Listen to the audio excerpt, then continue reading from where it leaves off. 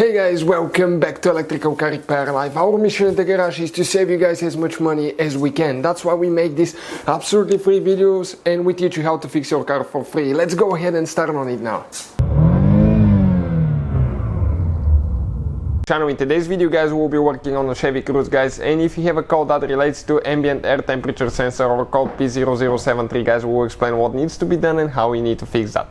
Now, quick introduction guys, we'll have more than 200 videos on every car we get at the shop because our mission is to save you guys as much money as we can. So please guys, subscribe to the channel and like the video. Hopefully you'll find the information helpful.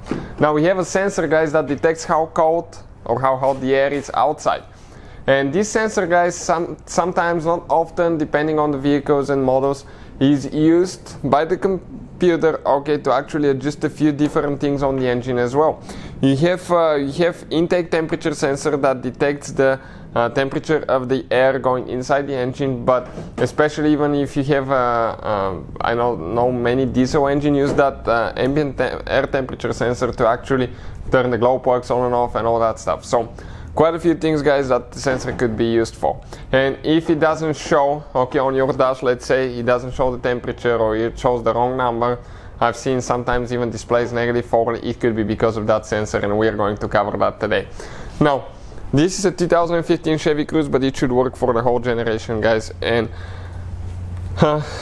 just having, okay, the car like that, we have a video guys how to remove and replace that sensor.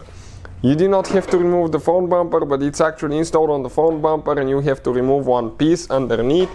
Okay, let me show you right here. That plastic piece will need to come out, okay, because the sensor is located right here guys. This is your ambient air temperature sensor right here. This is the guy, little bitty guy right there.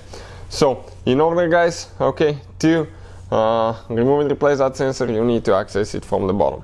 So you can see where it's located, right there, that little bitty hole. Okay, let me go down a little bit more so you can even see it better. This is guys your ambient air temperature sensor. So if guys, okay, if that sensor is bad, what do you notice? Okay, you will notice on the dash that will say -40 because of that sensor.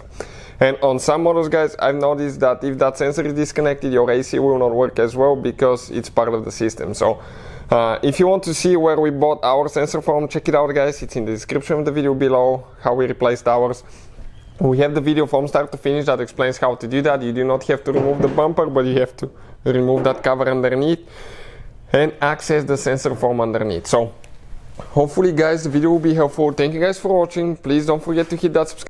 Hopefully guys the video was helpful and we were able to save you money. We guys have more than 19,000 free repair videos on our YouTube channels. Check them out. We have videos that can save you thousands of dollars in future repairs. Thank you for watching and see you guys next time.